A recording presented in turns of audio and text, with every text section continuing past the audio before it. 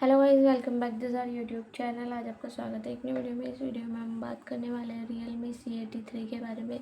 अगर आप भी ये फ़ोन यूज़ कर रहे हैं और आप भी इस फ़ोन में स्क्रीनशॉट साउंड इनेबल और डिसेबल करना चाहते हैं तो कैसे इनेबल और डिसेबल कर सकते हैं, आज की वीडियो में यही बात करने वाले हैं। चलिएगा इस वीडियो को करते हैं स्टार्ट। सबसे पहले फ़ोन को कर लेना है ओपन करेंगे। इस टाइप से इंटरफेस देखने को मिलेगा।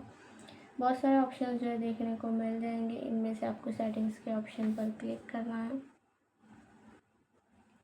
ऊपर की तरफ स्क्रॉल करना है, एक्सेसिबिलिटी के ऑप्शन पर क्लिक करना है, स्क्रीनशॉट पर क्लिक करना है, ऊपर की तरफ स्क्रॉल करना है। स्क्रीनशॉट साउंड का ऑप्शन मिलेगा, लेफ्ट साइड क्लिक करेंगे डिसेबल हो जाएगा, राइट साइड क्लिक करेंगे इनेबल हो जाएगा।